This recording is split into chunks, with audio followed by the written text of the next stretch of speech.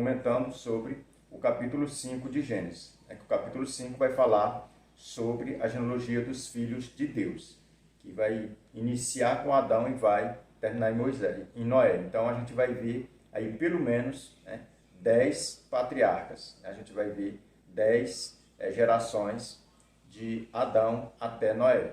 Então a gente vai, antes de falarmos alguma coisa relacionada ao capítulo 5, para podermos entrar aqui no capítulo 6, onde a gente vai discorrer sobre o tema Os Dias de Noé, a gente precisa lembrar os irmãos que nós já estudamos 2 períodos da história da humanidade.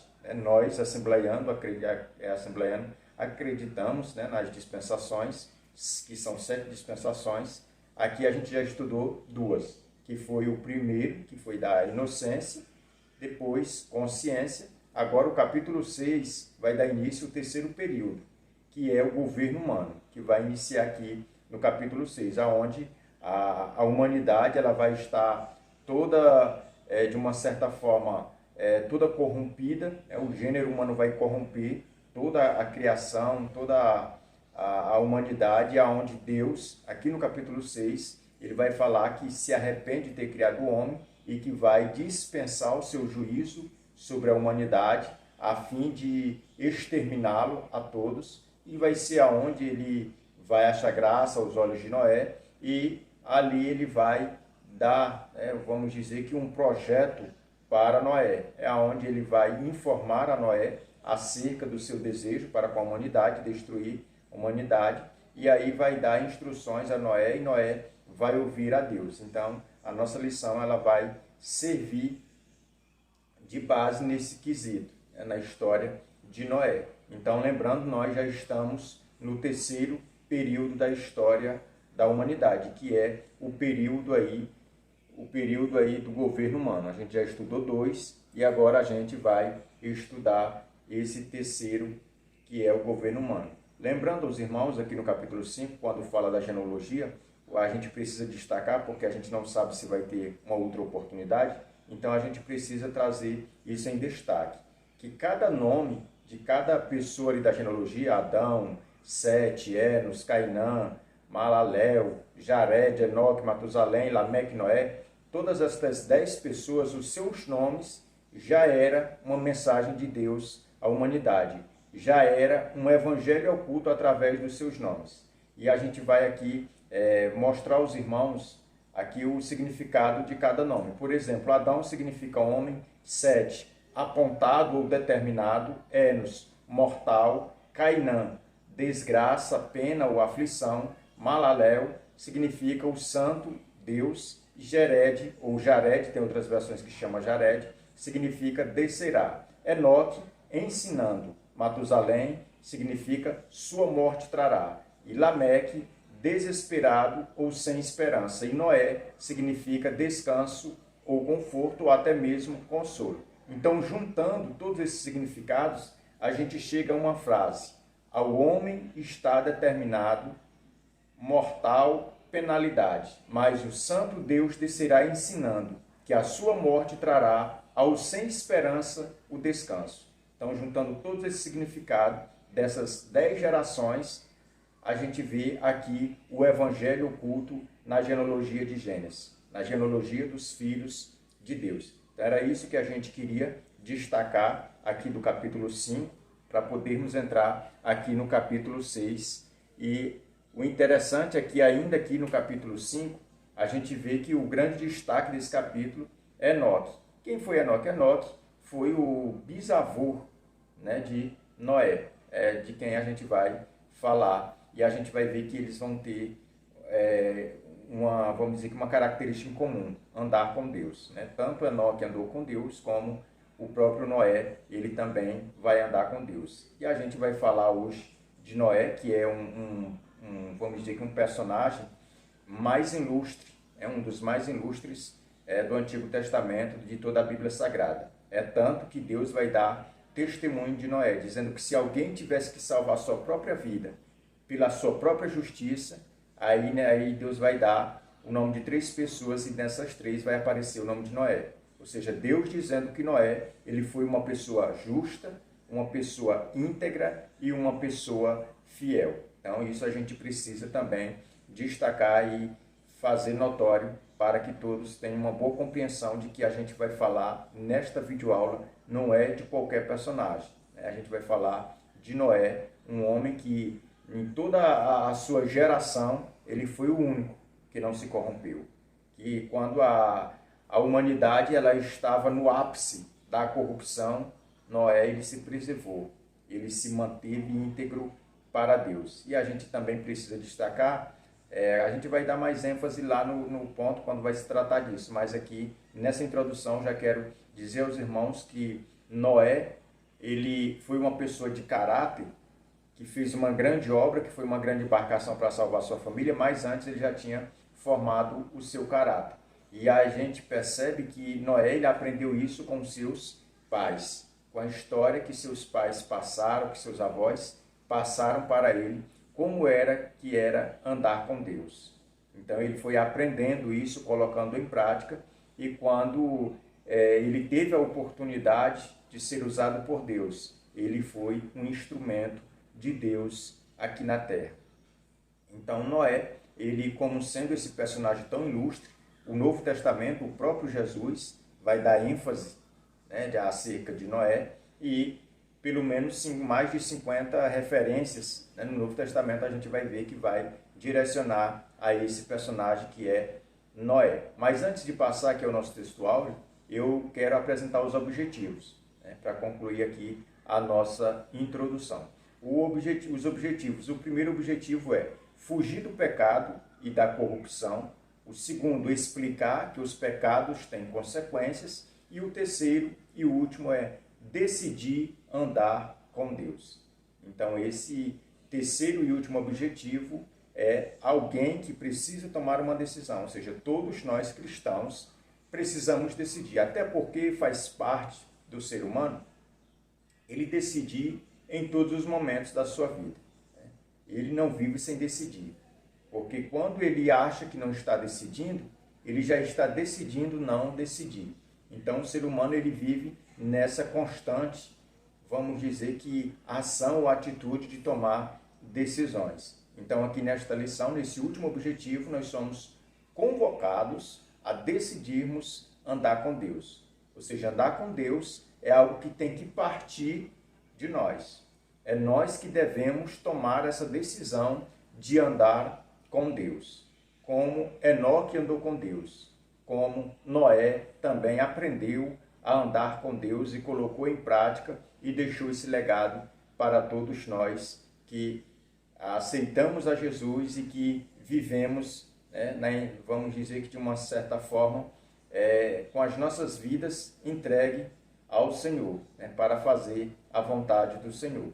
Então nós vamos agora passar ao nosso textuário que se encontra em Gênesis. Gênesis aqui, capítulo 6 e o versículo de número 5, que diz: Viu o Senhor que a maldade do homem se havia multiplicado na terra e que era continuamente mau, todo o desígnio do seu coração. Então aqui no versículo 5 a gente já começa a ver de uma forma bem detalhada, bem esmiuçada, acerca do que a gente falou no princípio, que a gente está no terceiro período da história da humanidade, que é o período do governo humano. Foi aonde Deus viu que a maldade do homem havia se multiplicado de tal forma que não se encontrava as pessoas com pureza, já não se encontravam mais pessoas justas. Então é aonde Deus vê que os homens, agora a humanidade, ela está sendo guiada de uma certa forma pelos desígnios do seu coração. Coração este que agora está corrompido, que só enxerga a maldade, que só enxerga a corrupção do gênero humano. Então, se hoje a gente olha para a nossa sociedade e vê alguns pecados que para nós parece uma atrocidade tamanha, agora imagine essa época. Imagine a época de Noé, onde o próprio Deus teve que dar um basta para que vamos dizer que essas ações ou essas atitudes desses contemporâneos de Noé aqui estavam praticando. Então a gente precisa entender que o nosso textual vamos dizer que uma antessala desse período, do terceiro período, que é o período do governo humana. Agora nós vamos à nossa verdade prática. A nossa verdade prática, ela nos diz: Noé andou com Deus em meio a uma geração corrompida, provando que o homem não é produto do meio. Então, a nossa verdade prática, ela é uma forte evidência de que é possível o homem andar com Deus. Por mais pecador que seja, há essa possibilidade. E a gente vê que a vida de Noé é esse exemplo vivo.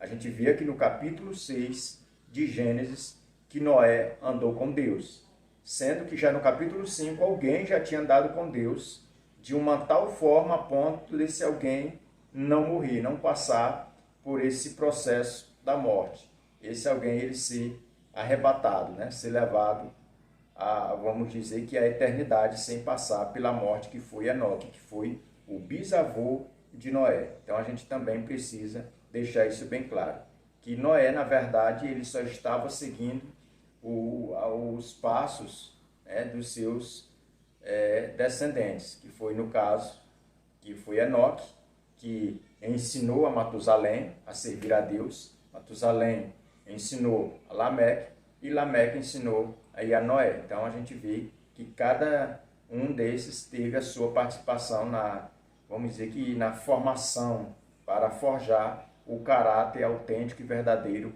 de Noé. Então a gente precisa destacar isso com base aqui na nossa verdade prática. Agora nós vamos apresentar aqui os irmãos a nossa introdução. Nossa introdução ela vai falar acerca do capítulo 5, que foi algo que a gente já deu uma pincelada aqui, aonde vai falar sobre onde o comentarista ele vai falar sobre a genealogia dos filhos de Deus e vai destacar aqui a palavra morreu, porque todos eles morreram, 9 deles, e apenas um não morreu, que foi Enoque, que foi levado para o céu. Então, no capítulo 5, a gente vê essa genealogia imperando. Aqui no último parágrafo da nossa introdução, diz o seguinte: embora a Bíblia registre apenas 10 versículos acerca de Enoque, isto é suficiente para considerarmos um exemplo de fé de quem anda com Deus e agrada. Vamos agora ao estudo do capítulo 6, o qual trata Noé. Então, a nossa introdução ela fecha com essas palavras, dizendo que muito pouco a gente se ouve acerca de quem foi Enoque, mas o que está lá escrito é suficiente para nós crermos que ele andou com Deus, a tal ponto dele se parecer tanto com Deus que o mundo já não era mais digno de hospedá-lo. E ele teve que ser levado à eternidade, ele teve que ser levado ao céu.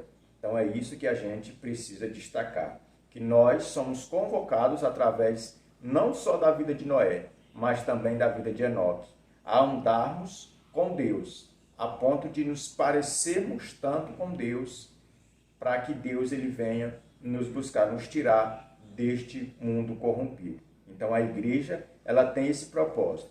Então a pessoa de Noé, como também a pessoa de Enoque, todos eles apontam para o papel da igreja aqui na terra.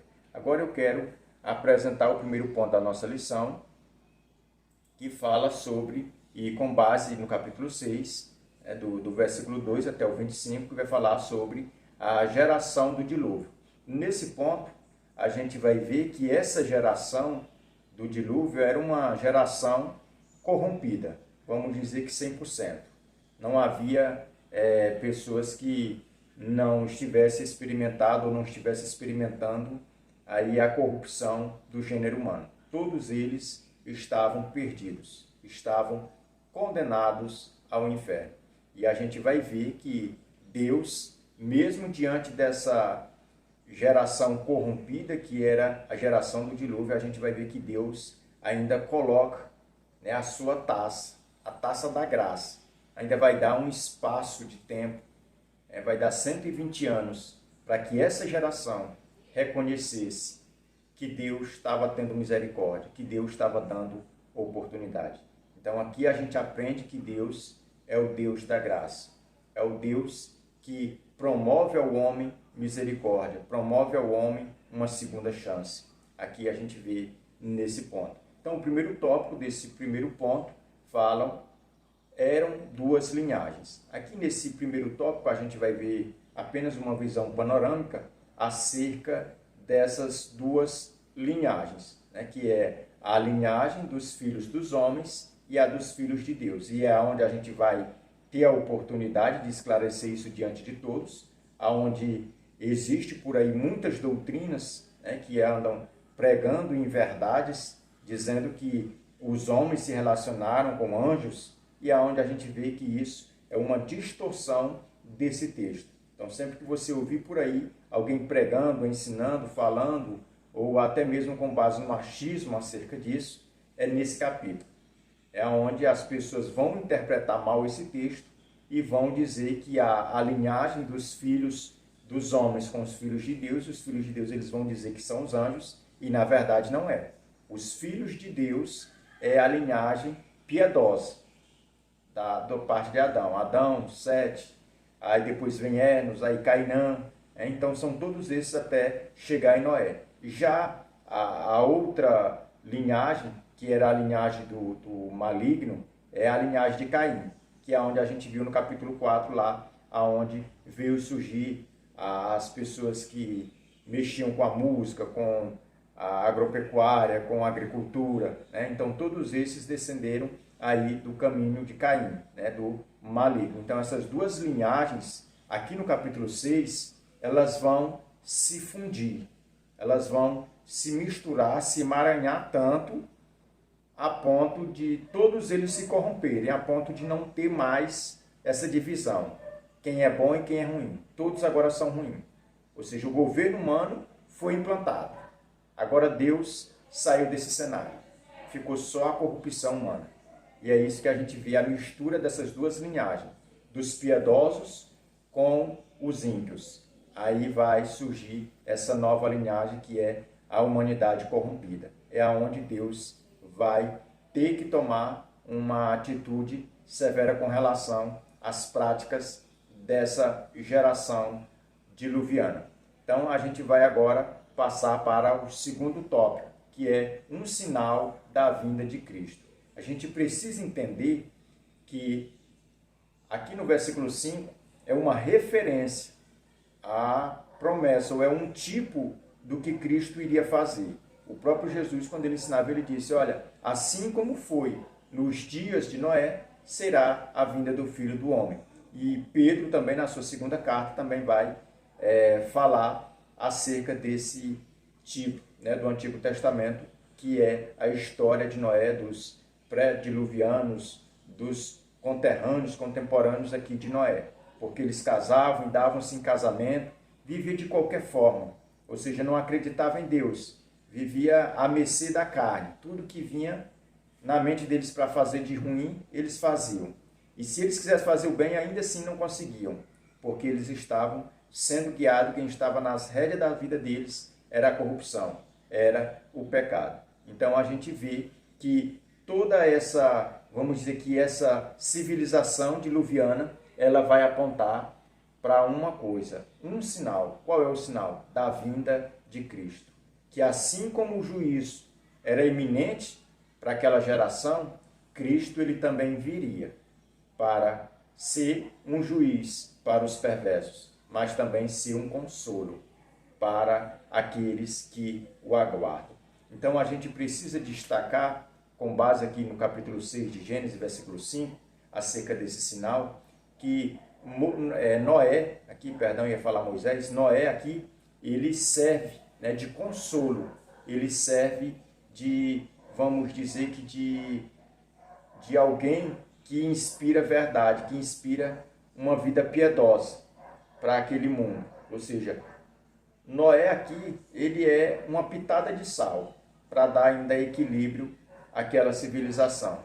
Assim como a igreja é para os dias atuais. Então a igreja, ela é o que dá equilíbrio para o mundo hoje na atualidade. A igreja, ela é esse sal, né, que dá esse equilíbrio para toda a humanidade. Então este sinal da vinda de Cristo era a corrupção, né, do gênero humano ali, do capítulo 6, ela apontava, né, para o que Cristo viria, né, que o mundo realmente, naquele estado que se encontrava, precisava da vinda de Jesus, precisava da vinda de um Cristo, de um Salvador, de um remidor, de um libertador. Então isso é um sinal da vinda de Cristo. Terceiro e último tópico desse primeiro ponto, um tempo final. Aqui a gente vai destacar, de uma certa forma, mostrar a benevolência de Deus, a longanimidade de Deus. Deus poderia naquele mesmo instante chegar e destruir os conterrâneos aí de Noé, mas Deus, ele ainda vai abrir um espaço de tempo, usando Noé para pregar acerca da justiça, acerca da misericórdia, acerca da graça, durante 120 anos, que é o período em que Noé ele vai construir aquela arca. Então, cada dia que Noé passou ali construindo, né, aquele projeto que Deus tinha lhe entregue, a gente vai ver que ali foi um dia de pregação. Cada tábua que, quem sabe, Noé pregava, era uma mensagem que Deus ia destruir, que Deus viria com a sua sentença. Então a gente precisa destacar aqui nesse tópico que o nosso Deus, ele não tem ninguém por inocente, porque Deus ele sempre dá uma chance para o homem. Então a gente precisa destacar isso, tanto aqui no texto do capítulo 6, verso 3, como na própria Bíblia, né? Ou em toda a Bíblia, em toda a extensão da Bíblia, de Gênesis a Apocalipse, a gente vê um Deus de misericórdia, um Deus de graça. Aqui em especial é abrindo, né, esse espaço de tempo, 120 anos, aqui para que o povo olhasse para Noé e o visse como um pregoeiro da verdade. Agora nós vamos passar para o segundo ponto, né, da nossa lição. O segundo ponto da nossa lição fala sobre o primeiro culto. E é com base aqui no capítulo 6, o verso 8, o primeiro tópico, que vai falar sobre o alvo da graça. A gente precisa entender que na época de Noé, na geração de Noé, apenas a sua casa, a sua família, foi alvo da graça. Por quê?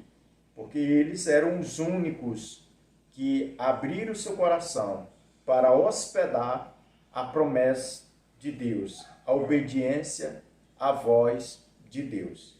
Então, toda a humanidade ela é alvo da graça de Deus, mas a graça ela só é eficiente na vida daqueles que querem, daqueles que tomam a decisão de obedecer a Deus. Deus ele não pode salvar ninguém contra a vontade dessa pessoa. Então aqui nesse texto a gente vê que o alvo da graça naquela época foi Noé. Hoje toda a humanidade é alvo da graça.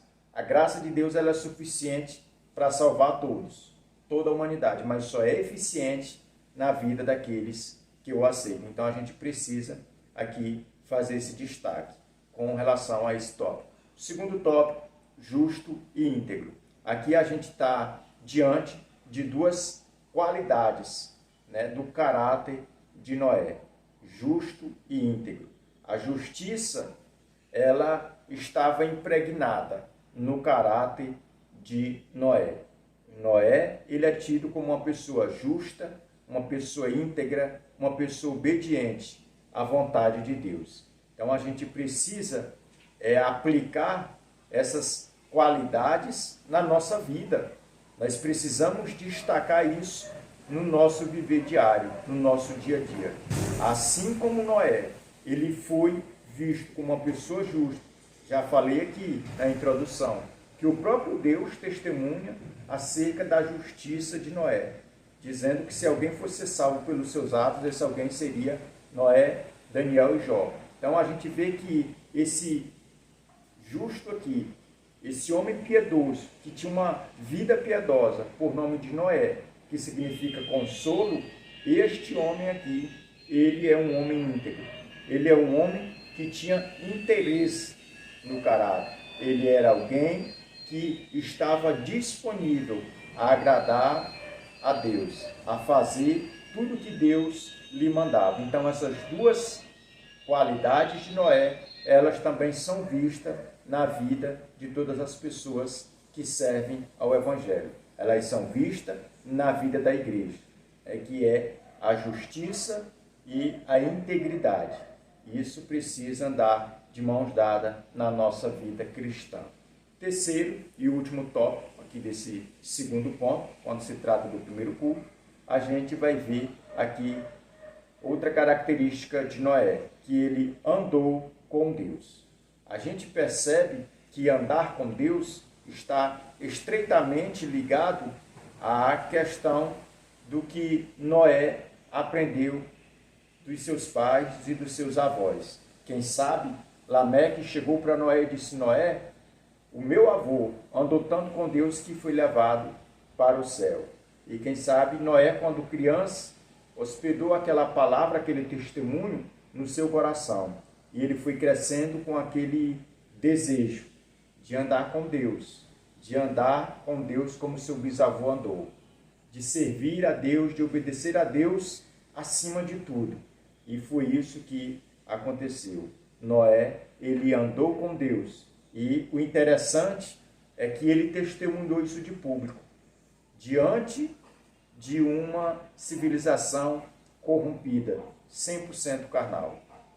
Uma civilização que estava entregue à idolatria, que estava longe e distante de Deus, e que até mesmo comprava briga por alguém que se dizia servir a Deus. Então a gente vê que Noé, ele foi odiado, ele andava com Deus. Noé, ele quem sabe foi de uma certa forma criticado porque acreditava em Deus, porque obedecia a Deus, porque ele estava fazendo a vontade de Deus. E aqui a gente já tira uma aplicação para as nossas vidas, para os nossos dias, que quando nós estamos fazendo a vontade de Deus, nós corremos esse risco de sermos criticados, de sermos tidos como tolos, como loucos, como doidos. Mas é melhor nós estarmos no centro da vontade de Deus do que estarmos nos primeiros lugares,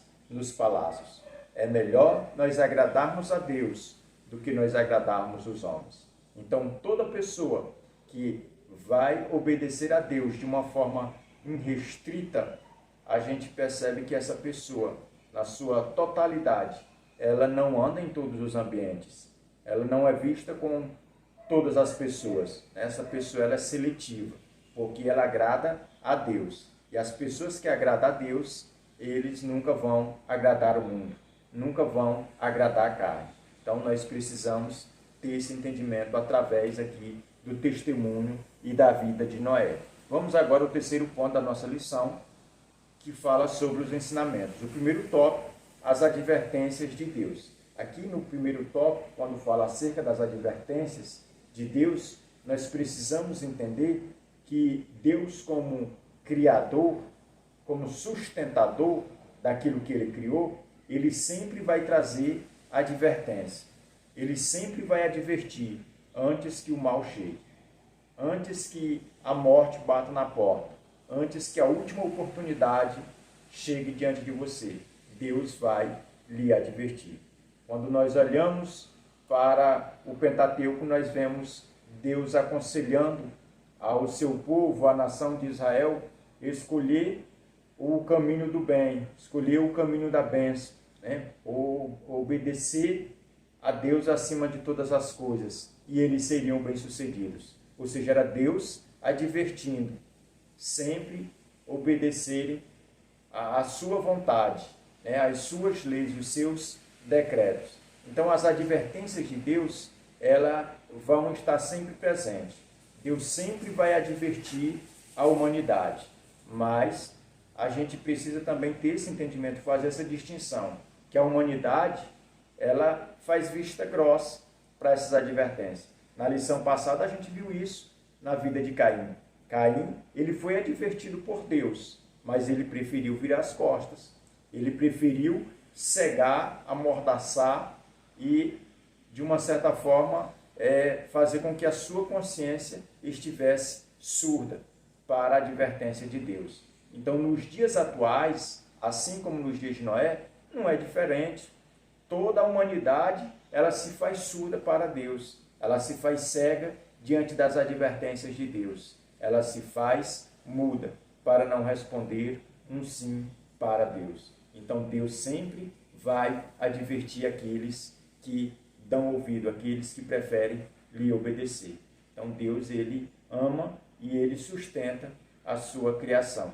Segundo tópico aqui, santo em um mundo ímpio, que a gente vê uma característica que na verdade ela é muito peculiar de Noé, mas para os dias atuais ela é algo essencial para os cristãos, para a igreja contemporânea. Nós precisamos ser santos em um mundo ímpio.